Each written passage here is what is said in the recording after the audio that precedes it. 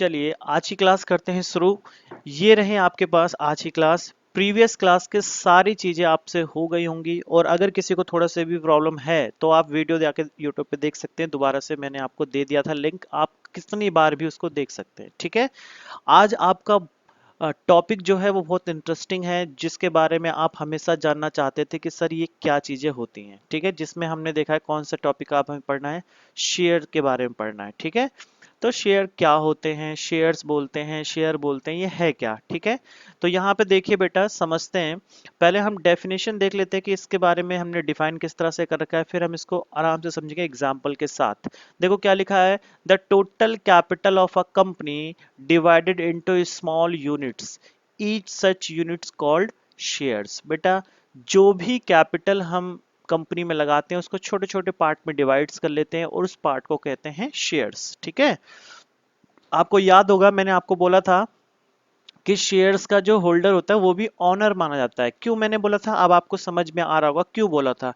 क्योंकि बेटा जो कैपिटल होती है, कैपिटल तो ऑनर ही लगाते हैं, तो कैपिटल को पार्ट्स में डिवाइड करके पब्लिक से मांगा जाता है, उसे बोलते हैं शेयर्स। अब इसके पीछे देखो पूरा डिटेल में लॉजिक आपको समझाता हूँ।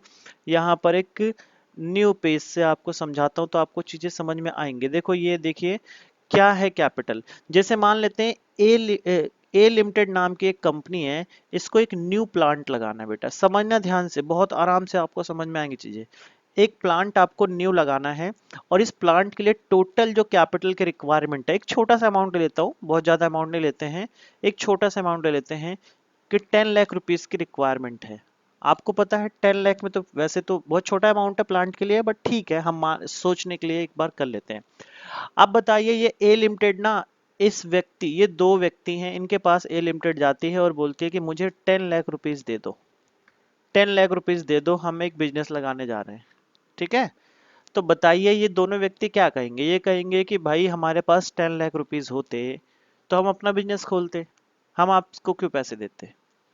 तो इतना बड़ा अमाउंट बेटा एक पर्सन से ले पाना पॉसिबल नहीं है। अब कोई बच्चा कहता है सर बैंक से ले सकते हैं। भाई मैंने क्या बोला, एक छोटा अमाउंट लिया है। ये ना कंपनी जब प्लांट लगाती है तो काफी ह्यूज अमाउंट वो होता है, इसीलिए हम बैंक से भी उसको नहीं ले सकते। तो मैंने सोचा कि ये 10 लाख रुपीज तो मुझे कोई देगा नहीं, तो हमने क्या किया, इसको स्मॉल यूनिट्स में डिवाइड किया। हमने प्लानिंग करी कि ये 10 लाख रुपीज जो है वो हम 1000 पर्सन से मांगेंगे।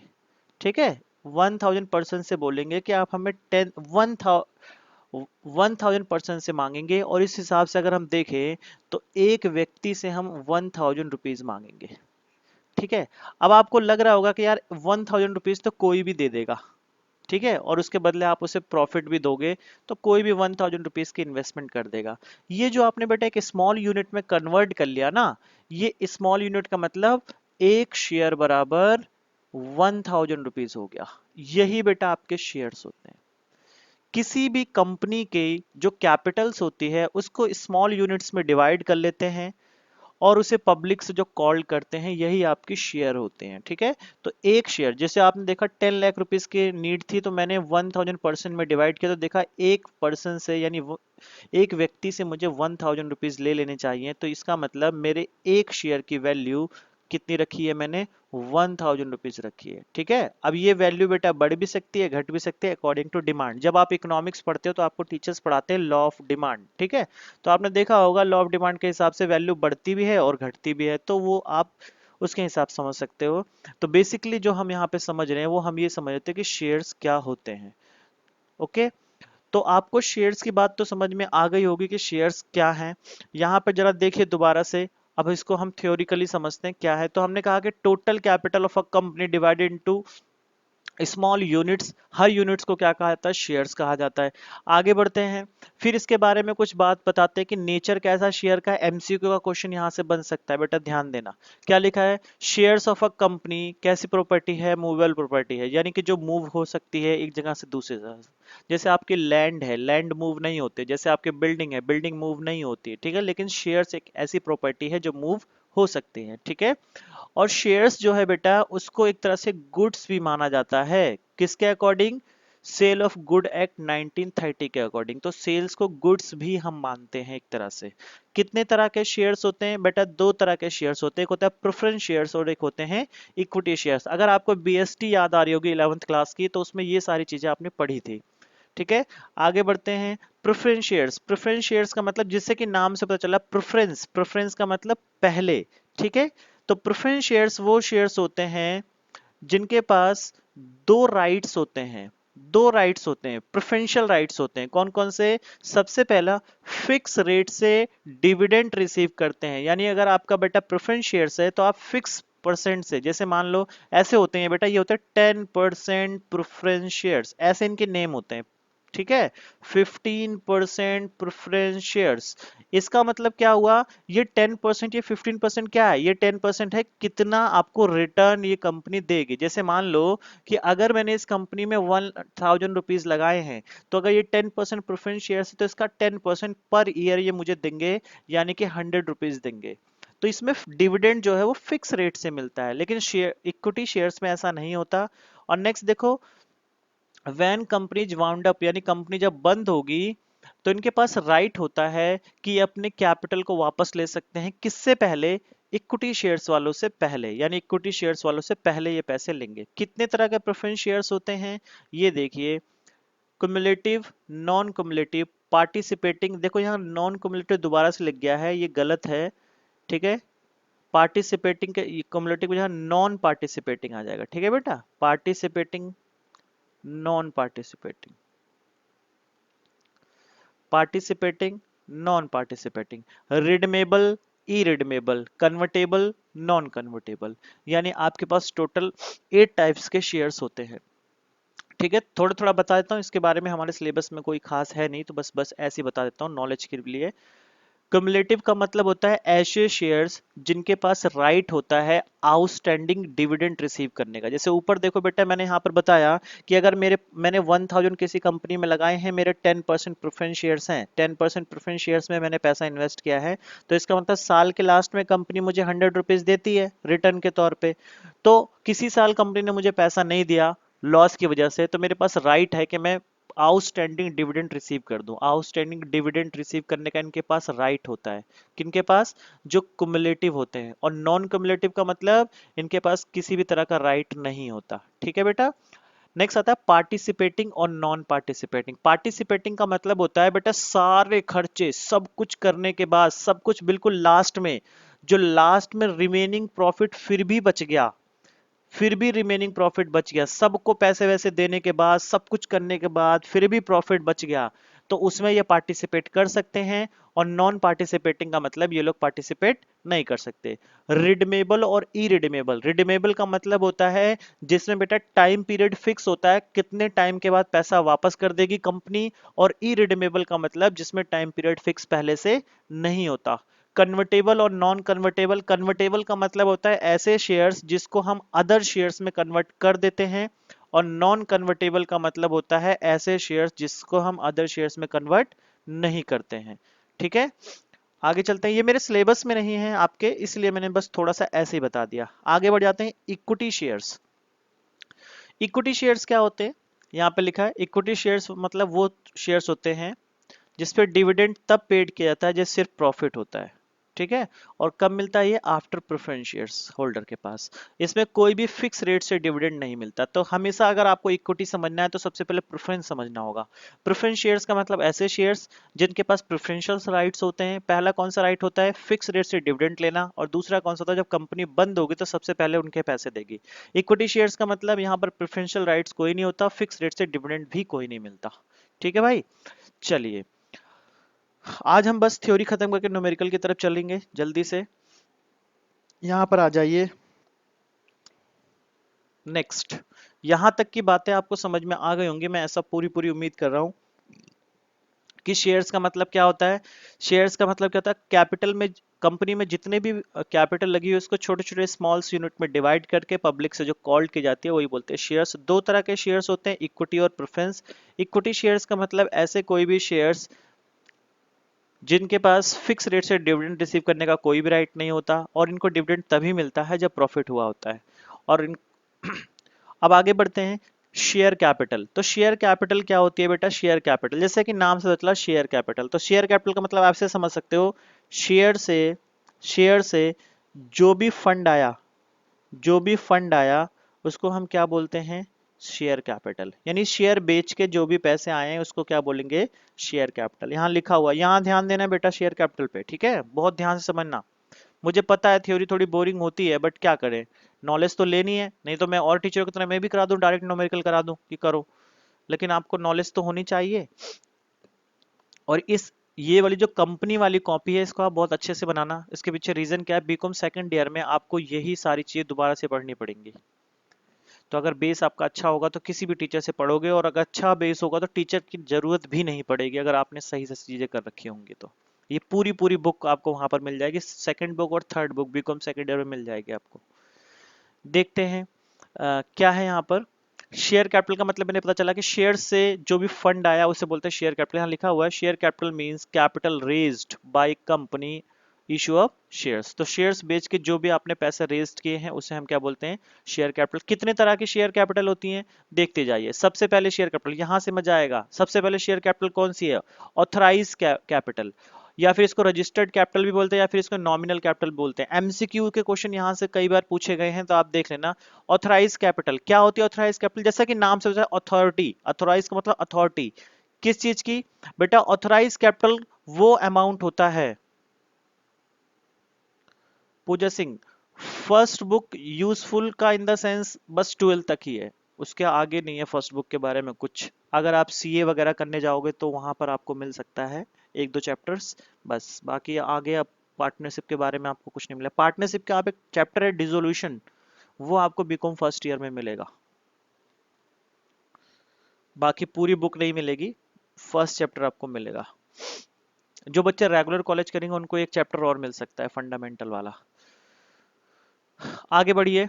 हमने क्या बोला? ऑथराइज कैपिटल का मतलब ऐसी कोई भी कैपिटल, ऑथराइज कैपिटल का मतलब वो कैपिटल जिसकी अथॉरिटी दी होगी किसने? एमओए ने। एमओए का मतलब क्या होता है? Memorandum of association. मैंने याद कराया था आपको पिछली क्लास में। जैसे पार्टनरशिप में पार्टनरशिप डीड होती है ना बेटा, वैसे कंपनी में होता है एमओए। तो एमओए का मतलब जो मैक्सिमम कैपिटल, कोई भी कंपनी जितने मैक्सिमम शेयर इशू कर सकती है उसी को हम क्या बोलते हैं? Authorise capital. ठीक है? कोई भी कंपनी मैक्सिमम जितने अमाउंट का शेयर इशू कर सकती है उसको हम बोलते हैं ऑथराइज कैपिटल। ध्यान से समझना बेटा, अगर ए लिमिटेड कंपनी को रजिस्ट्रार ने यानी गवर्नमेंट ने अथॉरिटी दे रखी है, पहले बात तो ये समझ चुके हो कि कंपनी, प्राइवेट कंपनी तो शेयर इशू करती ही नहीं है, लिमिटेड करती है, यानी पब्लिक कंपनी शेयर इशू करती है। मान लेते हैं कि इसको जो अथॉरिटी दी गई है, जो वहां से ऑथोराइज्ड है, वो है कि कोई ये कंपनी 50 लाख के शेयर्स इशू कर सकती है। मान लेते हैं ये अथॉरिटी दी गई है, 50 लाख के शेयर इशू कर सकती है। तो बेटा ये जो मैक्सिमम अथॉरिटी होती है ये वाली, इसी को हम क्या बोलते हैं? Authorised capital. ठीक है? उसके बाद देखो क्या लिखा हुआ है? Issued capital. जैसे कि नाम से पता चल रहा है, इशूड का मतलब जितने इशू किए होंगे, यानी ऑथराइज कैपिटल का वो पार्ट जो आपने इशू कर दिया हो। देखो लिखा हुआ है issued capital means part of authorise capital which actually offered to the for the subscriptions. तो आपने जितना भी आपने शेयर्स इशू किया उसको बोलेंगे इशूड कैपिटल। मेरे पास 50 लाख की अथॉरिटी है, जैसे मैंने एग्जांपल यहां पर लिया है कि मेरे पास 50 लाख की अथॉरिटी, तो जरूरी नहीं है कि मैंने 50 लाख का शेयर इशू किया हो। मेरी कंपनी को जरूरत कम थी तो मैंने अभी सिर्फ 30 लाख के शेयर इशू किए हैं, 20 लाख के इशू नहीं किए हैं। तो जो 30 लाख के इशू कर दिए हैं ये मेरी होती है इशूड कैपिटल, और जो इशूड नहीं किया उसे बोला जाता है अनइशूड कैपिटल। ठीक है? आगे बढ़ते हैं। फिर आपके सामने आता है सब्सक्राइब कैपिटल। सब्सक्राइब कैपिटल का मतलब पार्ट ऑफ इशूड कैपिटल जिसे पब्लिक ने क्या कर लिया हो? सब्सक्राइब कर लिया हो, यानी पब्लिक ने परचेज किया हो। ठीक है? आगे बढ़ते हैं। तीनों देखो, तीनों देखो, पहले सारे समझाता हूं फिर एक समझाऊंगा एक कॉन्सेप्ट से। आगे बढ़ते हैं। Called up capital. Called up capital का मतलब part of subscribe capital which is called for the payment, यानी सब्सक्राइब कैपिटल का यानी बिके हुए शेयर्स का वो पार्ट जो पैसा मांगा गया हो। और पेड अप कैपिटल का मतलब जितना पब्लिक ने पे किया है। अब देखो मैं यहां पर आपको समझाता हूं कि कैसे, यहां पे समझना कि हम समझते हैं कैसे। देखो ध्यान से, सबसे पहले सबसे पहले तो मैंने आपको क्या बताया? Authorised capital. ऑथराइज्ड कैपिटल, बात को समझो ध्यान से। तो ऑथराइज कैपिटल का मतलब जितनी भी मेरे पास मैक्सिमम अथॉरिटी है गवर्नमेंट के तरफ से, जितनी भी मेरे पास मैक्सिमम अथॉरिटी है उसे बोलते हैं ऑथराइज कैपिटल। ठीक है बेटा। ऑथराइज कैपिटल का वो पार्ट जो मैंने इशू कर दिया हो, जो मैंने इशू कर दिया हो, इसको मैं बोलूंगा इशूड कैपिटल, इशूड कैपिटल। ठीक है, आगे बढ़ते हैं। फिर इशूड कैपिटल का वो पार्ट, इशूड कैपिटल का वो पार्ट जो पब्लिक ने खरीद लिया हो, यानी उसको बोला जाएगा सब्सक्राइब्ड कैपिटल, सब्सक्राइब्ड कैपिटल जो पब्लिक ने परचेस किया हो। ठीक है बेटा, ये क्या होता है, ये जो परचेस्ड बाई, ये क्या होता है, ये परचेस्ड बाई बाई पब्लिक, जो हमारे पब्लिक है उसने परचेस किया है। आगे बढ़ते हैं। फिर सब्सक्राइब कैपिटल का वो पार्ट, सब्सक्राइब, फिर आता है आपके पास called up capital. Called up capital कौन सी होती है, कॉल्ड अप कैपिटल भाई सब्सक्राइब कैपिटल का वो पार्ट जो मांगा गया हो, जो कॉल्ड किया गया हो, पैसे मांगे गए हो, उसको बोलते हैं कॉल्ड अप कैपिटल। और पेड अप कैपिटल का मतलब क्या हुआ, कॉल्ड अप कैपिटल का वो पार्ट, कॉल्ड अप कैपिटल का वो पार्ट जो पब्लिक ने पे किया है उसे बोलते हैं पेड अप कैपिटल। देखो पूरा पूरा लिंक है, कोई भी दिक्कत नहीं है, एक के साथ एक जुड़े हुए हैं, आप समझते जाओगे तो आपको चीजें क्लियर होती जाएंगी। मैक्सिमम कैपिटल को बोलते हैं ऑथराइज कैपिटल, ऑथराइज में से जितना इशूड कर दिया गया उसे इशूड कैपिटल, इशूड में से जितने शेयर्स बिक गए हैं या पब्लिक ने परचेस किए उसे बोलते हैं सब्सक्राइब कैपिटल, सब्सक्राइब में से जितने पैसे कंपनी ने मांगे हैं उसको बोलते हैं कॉल्ड अप कैपिटल, और पब्लिक ने जितने पे किए हैं उसको बोलते हैं पेड अप कैपिटल। अब कई बार बच्चे के दिमाग में आता है सर ये मांगने वाला सिस्टम समझ नहीं आया, तो देखो मैं ये कहता हूं, जैसे अभी मैंने एक एग्जांपल दिया था कि एक शेयर 1000 का है, तो बेटा कंपनी में ये प्रोविजन है कि 1000 रुपीज एक बार में नहीं दिया जाता, इसे पार्ट्स में दिया जाता है। First instalment, second instalment, third instalment, तो यहां पर इस तरह से अमाउंट दिया जाता है। फर्स्ट इंस्टॉलमेंट को बोला जाता है एप्लीकेशन, अभी हम आगे पढ़ेंगे इसके बारे में। सेकंड इंस्टॉलमेंट को बोला जाता है अलॉटमेंट, थर्ड इंस्टॉलमेंट को बोला जाता है फर्स्ट कॉल, और फिर आगे कहा जाता है फाइनल कॉल। तो इस तरह से अमाउंट इंस्टॉलमेंट में मांगा जाता है, तो इसीलिए मैं बोलता हूँ कॉल्ड अप कैपिटल। जरूरी नहीं है कि आपने जितने लोगों से पैसा बोला था, आपने बोला बेटा कि 1000 लोगों से बोला कि अलॉटमेंट दे देना, अब उसमें से कुछ लोगों को लगने लग गया कि यार इस कंपनी में पैसा लगाना बेकार है, ये लॉस में जा रही है कंपनी, तो वो अलॉटमेंट का पैसा नहीं देंगे। तो यही बात होती है, जितने लोगों ने पैसा दे दिया उसको बोलेंगे पेड अप कैपिटल, जिन्होंने नहीं दिया वो कॉल इन एरियर में चला जाएगा। चलिए आगे बढ़ते हैं, आगे बढ़ते हैं। फिर हमारे पास क्या आता है, कैपिटल रिजर्व। कैपिटल रिजर्व का मतलब देखो क्या है, कैपिटल रिजर्व का मतलब ऐसा रिजर्व जो क्रिएट किया जाता है कैपिटल प्रॉफिट से। कैपिटल प्रॉफिट क्या होते हैं ये मैंने आपको 11th में एक बार बताया था, लेकिन फिर भी चलो दोबारा से देख लो कि कैपिटल प्रॉफिट का मतलब ऐसा प्रॉफिट जो not earn from normal course of business, ठीक है, जिसको आप एबनॉर्मल गेन के नाम से भी कहीं कहीं बोलते हो, तो कंपनी में उसको हम कैपिटल प्रॉफिट बोलते हैं, और उससे जो रिजर्व बनाया जाता है उसको बोलते हैं कैपिटल रिजर्व। कैपिटल प्रॉफिट कौन कौन से होते हैं, जैसे profit sale of assets, profit on revaluation, premium on issue, profit on forfeiture and reissue of shares. अब ये लास्ट के दो पॉइंट्स क्या है इसके बारे में हम आगे बातें करेंगे।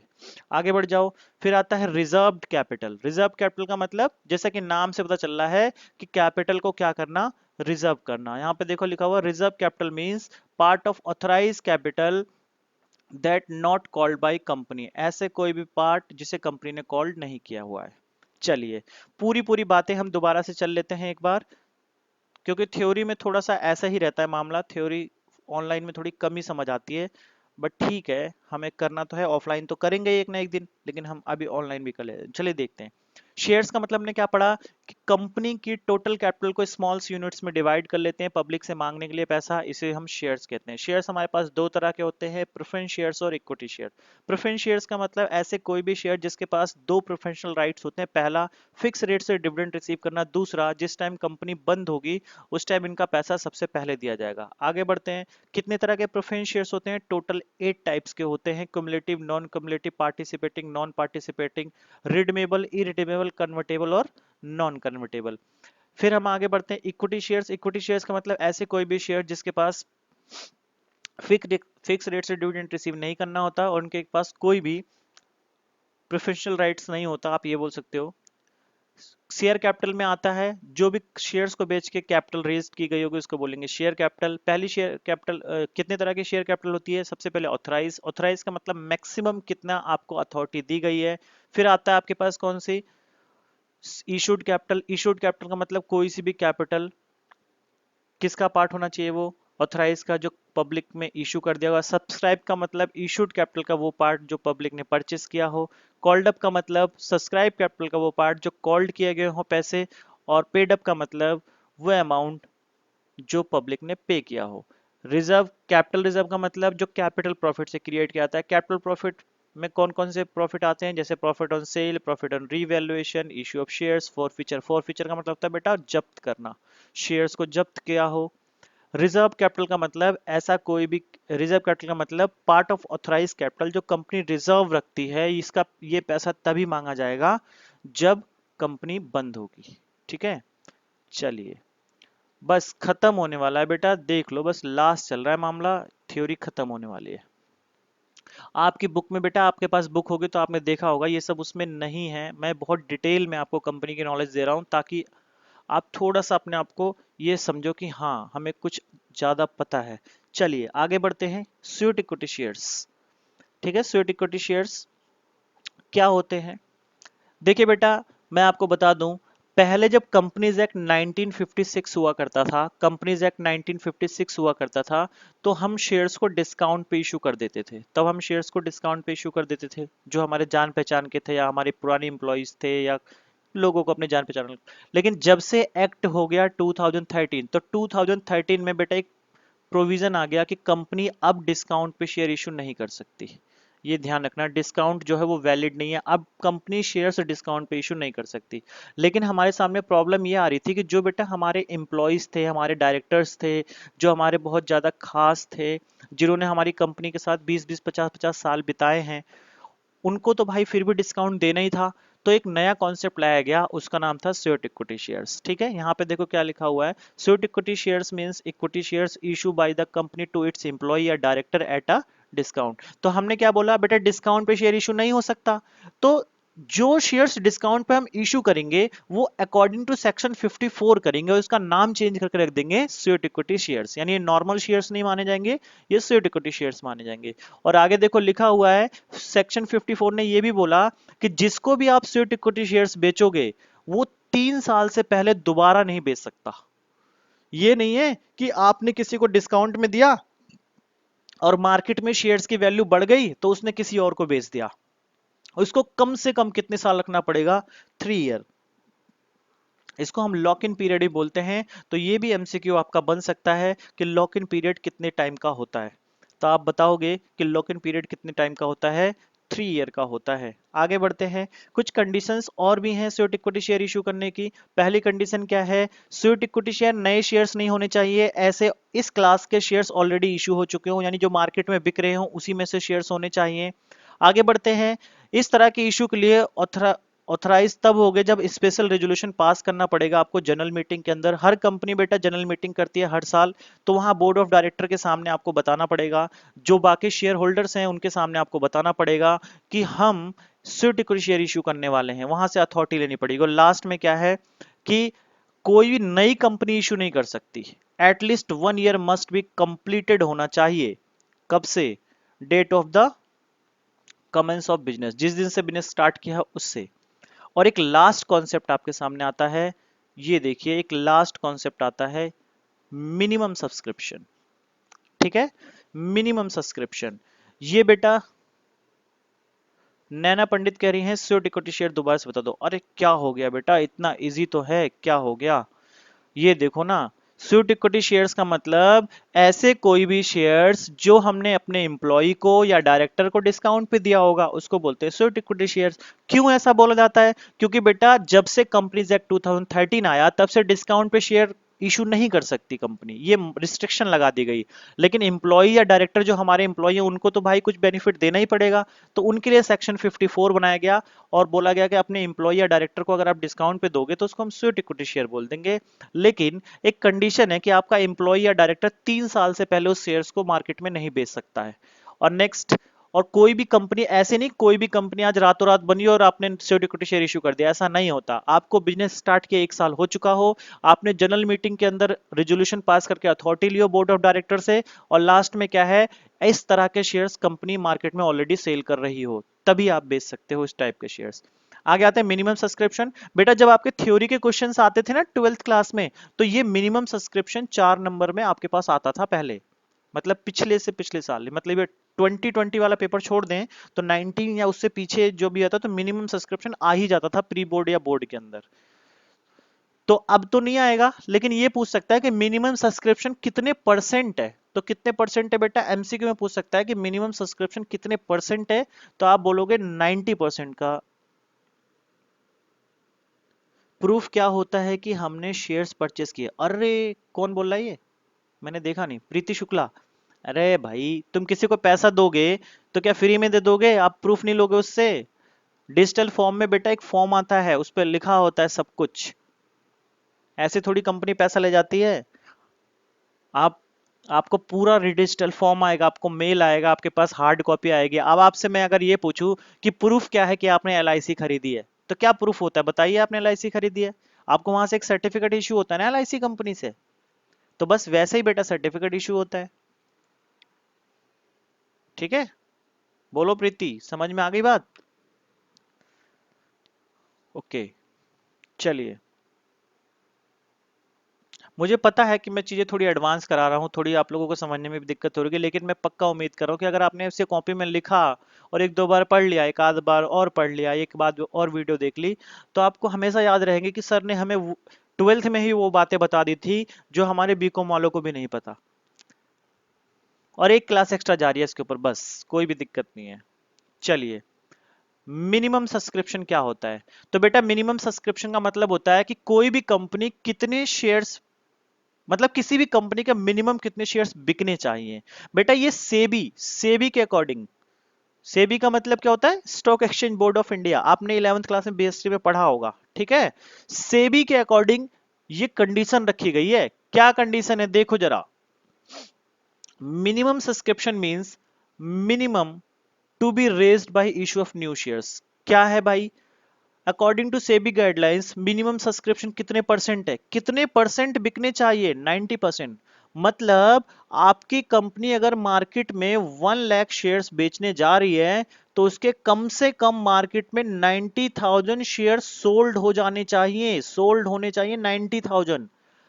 अब बच्चे के दिमाग में आता है सर नहीं बिके तो, नहीं सोल्ड हुए तो ये देखो क्या है, as per the section 39 sub section 3, ठीक है, कंपनी को मिनिमम सब्सक्रिप्शन 30 डेज के अंदर हो जाना चाहिए, यानी सारे शेयर्स 30 दिन के 90% शेयर्स 30 दिन के अंदर बिक जाने चाहिए। और अगर 30 दिन के अंदर नहीं बिकते, यहां लिखा है ना, if the company fail to minimum subscription then company must return money with in the period of 15 days. अगर कंपनी अपने 90% शेयर्स बेचने में फेल होती है, तो कंपनी को 15 डेज के अंदर सारा का सारा पैसा वापस करना पड़ेगा, रिफंड करना पड़ेगा।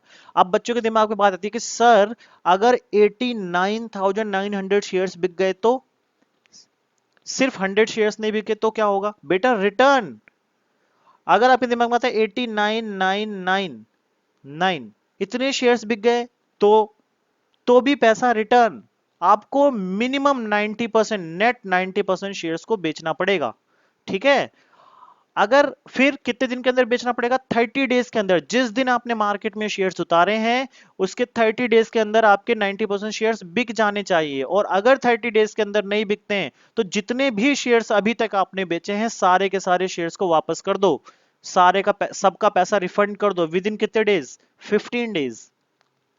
और अगर 15 डेज से भी ज्यादा डिले हुआ, तो जितना आपने डिले किया है उस पे आपको इंटरेस्ट देना पड़ेगा, कितने परसेंट के हिसाब से, 15% पर एनम के हिसाब से। आप देख लो बेटा कितनी खतरनाक गाइडलाइंस है सेबी की, कितनी खतरनाक, कि कोई भी फ्रॉड करके नहीं भाग सकता, कोई भी कंपनी शेयर होल्डर का पैसा लेके नहीं भाग सकती, 90% तो उसे बेचना पड़ेगा। और आपको पता है किसी नई कंपनी के 90% शेयर्स ऐसे नहीं बिक जाएंगे मार्केट में, बेटा वही शेयर्स बेच सकता है जिसकी थोड़ी रेपुटेशन होगी। हर कोई इन्वेस्ट ऐसे नई कंपनी में नहीं करता, इसीलिए मिनिमम सब्सक्रिप्शन की कंडीशन रख दी गई है। तो पेपर में आपके पास एमसीक्यू 2 बन सकते हैं, यहां से 3 बन सकते हैं बेसिकली। पहला, मिनिमम सब्सक्रिप्शन कितने परसेंट है, 90%। दूसरा, कितने दिन के अंदर शेयर्स बिक जाने चाहिए, तो 30 डेज के अंदर। तीसरा, मनी रिफंड कितने डेज के अंदर होना चाहिए, 15 डेज के अंदर। और चौथा, 4 बन रहे कि अगर आपका डिले होता है तो कितने परसेंट। नैना पंडित कह रही है कि एक शेयर खुद खरीद ले तो, हाँ तो एक शेयर खुद खरीद लो, कंपनी की बुक में 90,000 बिकने चाहिए, 90% बिकने चाहिए, एक आप खुद खरीद लो, कोई दिक्कत नहीं है। ठीक है, आपने देखा होगा कि बेटा लोग खुद भी खरीदते हैं, जैसे मुकेश अंबानी, तो मुकेश अंबानी अपनी कंपनी के शेयर्स खुद भी होल्ड करते हैं कुछ परसेंट, यानी 50% से ज्यादा। हर ऑनर 50% से ज्यादा शेयर्स खुद होल्ड करता है, तभी तो वो ऑनर माना जाता है। सोचो, अगर आपकी कंपनी के 60% शेयर्स मैंने खरीद लिए तो आप किस चीज के ऑनर, ऑनर तो मैं बन गया फिर। तो इसीलिए 50% से ज्यादा तो ऑनर के पास ही रहते हैं। ठीक है, आप अपने शेयर्स खुद भी परचेस कर सकते हो, कोई इशू नहीं है। आगे बढ़ते हैं। अंडर सब्सक्रिप्शन, अंडर सब्सक्रिप्शन वही मैंने बताया। अंडर सब्सक्रिप्शन का मतलब क्या हुआ कि बेटा अगर आपने 1 लाख शेयर्स इशू किए हैं कंपनी में, कंपनी के आपके 95,000 शेयर्स सोल्ड हो गए हैं। आपने इशू तो किए थे 1 लाख और सोल्ड हो गए 95,000। बेटा मिनिमम सब्सक्रिप्शन की क्राइटेरिया तो पूरी हो गई, लेकिन फिर भी पूरे सोल्ड नहीं हुए, तो कम बिके। तो जो कम बिके उसको बोलते हैं अंडर सब्सक्रिप्शन। कितने कम बिके भाई, 5,000 कम बिके, तो अंडर सब्सक्रिप्शन। और इसके बाद लिखा है ओवर सब्सक्रिप्शन, इसके आगे लिखा है सेल्फ। ओवर सब्सक्रिप्शन समझ गए कि आपने मार्केट में उतारे तो 1 लाख शेयर्स, लेकिन लोगों ने एप्लीकेशन दे दी 1,10,000 शेयर्स की। 1,10,000 लोग आ गए कि हमें भी चाहिए, हमें भी चाहिए, ये लो फॉर्म भर दिया, फॉर्म भर दिया, तो इसको बोलते हैं ओवर सब्सक्रिप्शन। ठीक है बेटा, आगे बढ़ते हैं। दो टॉपिक और हैं, कॉल इन एरियर और कॉल इन एडवांस। तो कॉल इन एरियर का मतलब होता है कि जो लोगों ने पैसा नहीं दिया, इस पे इंटरेस्ट आता है 10%, एमसीक्यू के लिए बहुत इंपॉर्टेंट है। और कॉल इन एडवांस का मतलब जिन लोगों ने पैसा एडवांस दे दिया, इस पे आता है एमसीक्यूज। ये दोनों बहुत इंपॉर्टेंट है एमसीक्यू के पॉइंट से, जहां जहां मैंने एमसीक्यू लिखा है आप ध्यान से पढ़ लेना। ठीक है, बाकी इसमें 2-3 टॉपिक और हैं, ये हम आगे भी पढ़ेंगे जब मैं इन टॉपिक्स पे आऊंगा, क्योंकि अभी आपको ये समझ नहीं आएंगे। बस एक बार आप रीड अप कर लेना कि क्या है, बस इतनी थ्योरीज हैं। अगर आप इतनी थ्योरीज को सही से समझ जाते हो तो आप किसी भी पर्सन से, आप किसी पर्सन का मतलब ये नहीं कि आप किसी सीए फाइनल वाले से जाकर टक्कर ले रहे हो कि चल हमसे पूछ, हमें तो सब पता है, लेकिन फिर भी आप 12th लेवल पे काफी अच्छी खासी आपको नॉलेज यहां तक हो जाती है सारे कंपनी से रिलेटेड। ठीक है, ओके, क्लियर है बातें, कोई भी प्रॉब्लम नहीं होनी चाहिए। अब मैं थोड़ी सी डिटेल आपको और देता हूं नेक्स्ट क्लास से रिलेटेड। ठीक है, तो देखिए नेक्स्ट क्लास में हमारा क्या होने वाला है उसको मैं यहाँ पे थोड़ा सा पढ़ा देता हूं, ताकि मुझे नेक्स्ट क्लास में समझाना आसान हो जाए। ध्यान से देखते रहना बेटा। यहाँ से देखो, आपने शेयर्स का मतलब समझ लिया, शेयर्स क्या होते हैं। हमने पढ़ा कि कैपिटल को, यहां समझना हम न्यूमेरिकल की बातें हम कर रहे हैं। हमने कहा total capital, total capital of a company divided into small units. ठीक है, यूनिट्स कॉल्ड शेयर्स।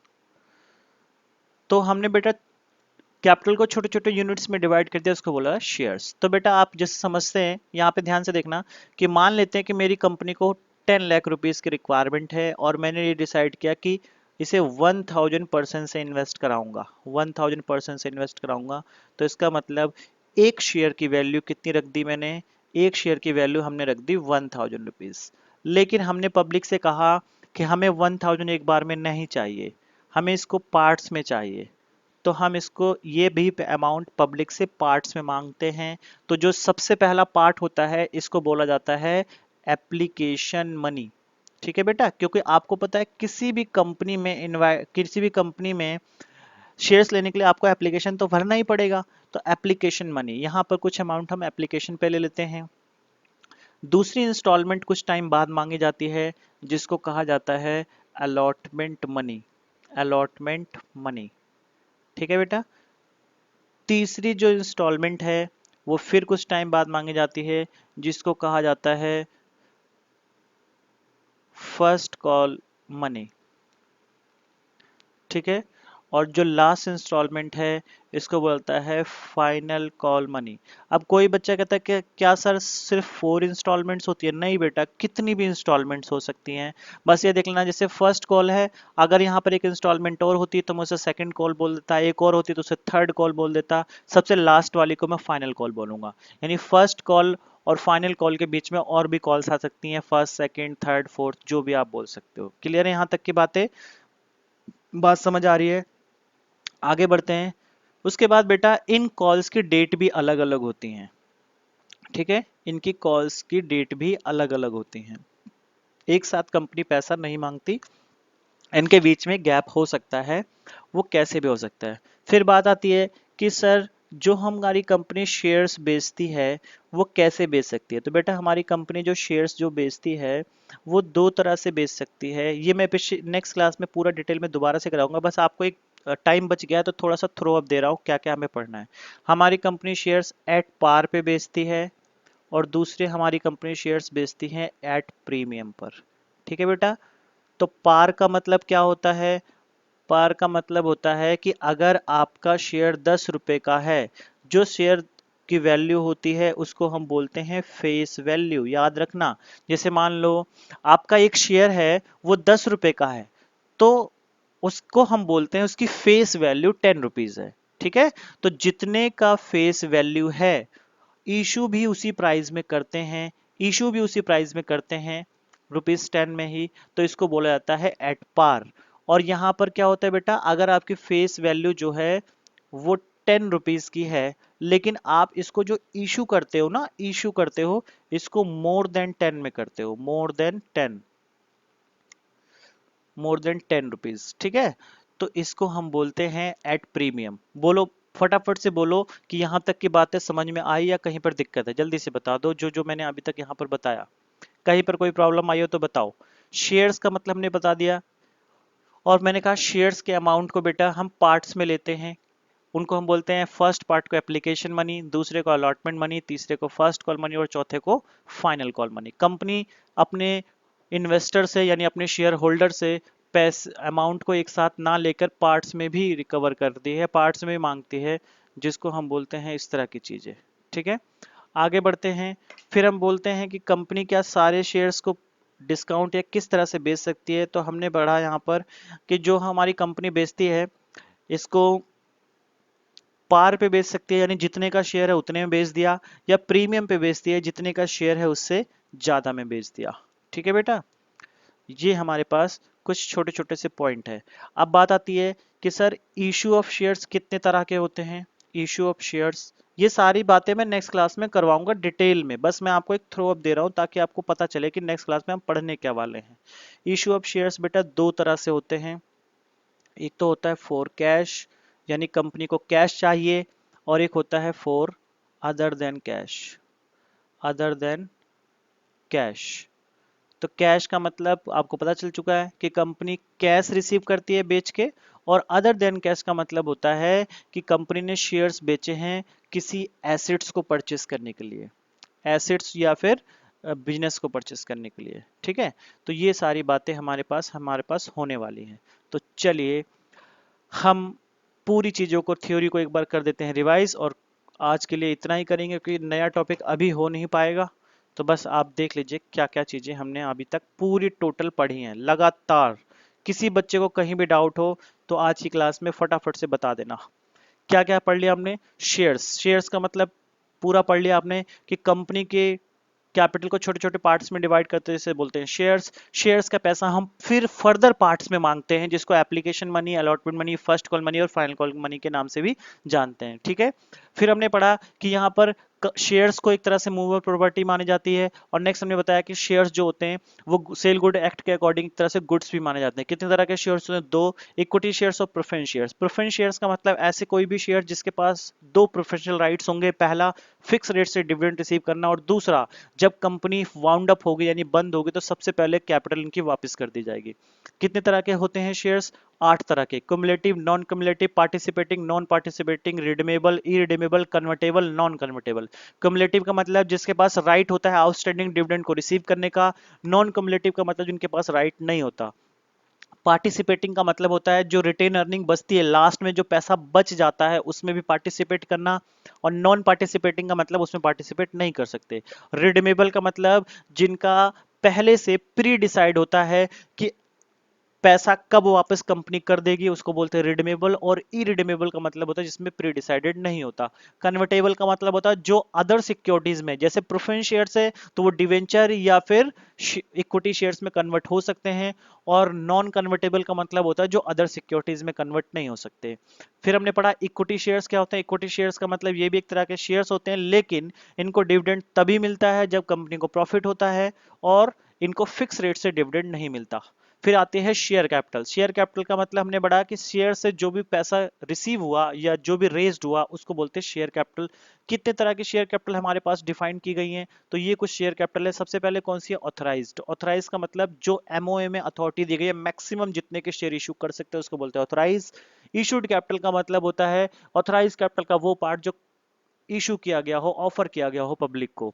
और सब्सक्राइब कैपिटल का मतलब इशूड कैपिटल का वो पार्ट जो पब्लिक ने परचेज कर लिया हो। कॉल्ड अप का मतलब सब्सक्राइब कैपिटल का वो पार्ट जो जिसको पेमेंट के लिए कॉल किया गया हो। और पेड अप कैपिटल का मतलब होता है जो एक्चुअली अमाउंट रिसीव किया हो या एक्चुअली अमाउंट पेड किया है पब्लिक ने। आगे बढ़ते हैं, कैपिटल रिजर्व। कैपिटल रिजर्व, इसमें बेटा बहुत कंफ्यूजन आती है एग्जाम में, ध्यान रखना। कैपिटल रिजर्व और रिजर्व कैपिटल ये दोनों अलग अलग चीजें हैं, कभी एक ही समझो। कैपिटल रिजर्व का मतलब होता है ऐसा रिजर्व जो क्रिएट किया जाता है out of capital profit. Capital profit, capital profit के कुछ एग्जांपल्स मैंने नीचे दे रखे हैं, जैसे profit on sale of assets, revaluation, issue of shares या फॉरफीचर यानी जब्त करना, शेयर्स को जब्त करके जो भी पैसा रिसीव किया है। रिजर्व कैपिटल का मतलब होता है कि क्या ऑथराइज कैपिटल का वो पार्ट जो कंपनी कॉल्ड नहीं करती, रिजर्व करके रखती है। स्यूट इक्विटी का मतलब होता है सेक्शन 54 के अकॉर्डिंग जो अपने एम्प्लॉय या डायरेक्टर को डिस्काउंट पे इशू करते हैं उसे स्यूट इक्विटी शेयर बोलते हैं, क्योंकि डिस्काउंट पे इशू करने का प्रोविजन अब खत्म कर दिया गया है, इसीलिए स्यूट इक्विटी शेयर का कॉन्सेप्ट लाया गया था। नेक्स्ट बढ़ते हैं, मिनिमम सब्सक्रिप्शन। मिनिमम सब्सक्रिप्शन में हमने क्या पढ़ा कि कोई भी कंपनी कम से कम 90% शेयर सोल्ड करनी चाहिए, 90% शेयर उसके बिकने चाहिए। अगर नहीं बिकते हैं, कितने दिन के अंदर बिकनी चाहिए, 30 डेज के अंदर। अगर 30 डेज के अंदर 90% शेयर सेल करने में फेल होती है कंपनी, तो उसे अमाउंट को रिफंड करना पड़ेगा विद इन 15 डेज। और अगर 15 डेज में भी वो वापस नहीं कर पाई, अमाउंट रिफंड नहीं कर पाई, तो उसे 15% पर एनम के हिसाब से इंटरेस्ट भी देना पड़ेगा एक्सटेंडेड पीरियड के लिए। अंडर सब्सक्रिप्शन का मतलब होता है जितने शेयर्स बेचे उससे कम बिके। ध्यान रखना, अंडर सब्सक्रिप्शन का मतलब मिनिमम सब्सक्रिप्शन तो हो गया है लेकिन उससे कम है मैक्सिमम से। जैसे मैंने यहाँ पर एग्जाम्पल बताया था कि आपकी कंपनी ने बेचे तो थे 1 लाख लेकिन बिक गए 95, तो मिनिमम तो 90 बिकने चाहिए थे, लेकिन बेटा 95 सोल्ड हो गए, तो फिर भी लेकिन पूरे तो सोल्ड हुए नहीं, तो इसलिए हम बोलते हैं अंडर सब्सक्रिप्शन। और ओवर सब्सक्रिप्शन का मतलब जो भी आपने इशू किया था उससे ज्यादा लोगों ने एप्लीकेशन दे दी, उसको बोलते हैं over subscription. Call in arrear का मतलब जो पैसा मांगा था, जो ड्यू किया था, वो लोगों ने पे नहीं किया, उसको बोलते हैं कॉल इन एरियर। और इस पे इंटरेस्ट लगता है 10% पर एनम का। और कॉल इन एडवांस, जो आपने अमाउंट ऑलरेडी एडवांस ले लिया उस पे जो इंटरेस्ट लगता है 12% का। यहाँ से एमसीक्यूज पूछ सकता है कि कॉल इन ईयर कितने परसेंट है, कॉल इन एडवांस कितने परसेंट। बाकी आगे भी कुछ चीजें हैं, ये आप एक बार देख लेना, फिर जब टॉपिक ये वाले आएंगे तो मैं उनके साथ आपको बताऊंगा। बस आज के लिए इतना ही करते हैं। थ्योरी की क्लासेस हमारी कंप्लीट हैं, अब जो हम करेंगे वो न्यूमेरिकल्स करेंगे। ठीक है बेटा।